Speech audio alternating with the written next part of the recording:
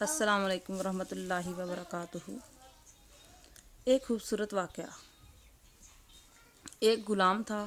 ایک دن وہ کام پر نہ گیا تو اس کے مالک نے سوچا کہ مجھے اس کی تنخواہ میں کچھ اضافہ کر دینا چاہیے تاکہ وہ اور دل جمی سے کام کرے اور آئندہ غائب نہ ہو۔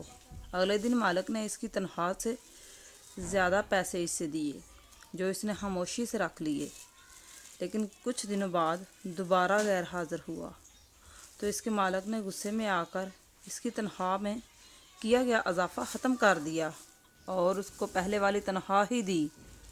غلام نے اب بھی خاموشی اختیار کی تو مالک نے کہا، جب میں نے اضافہ کیا تو تم خاموش رہے اور اب جب کمی کی تو پھر بھی خاموش ہو، کیوں؟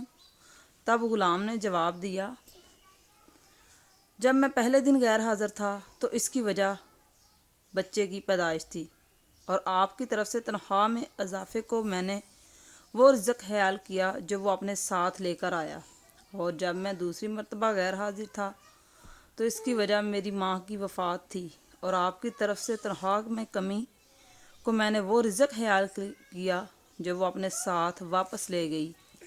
پھر میں اس رزق کے خاطر کیوں پریشان ہوں جس کا ذمہ خود اللہ تعالیٰ نے اٹھایا ہوا ہے۔ سبحان اللہ۔ اگر ویڈیو پسند آئی ہو تو ویڈیو کو لائک کریں اور میرے چینل کو سبسکرائب کریں۔ شکریہ۔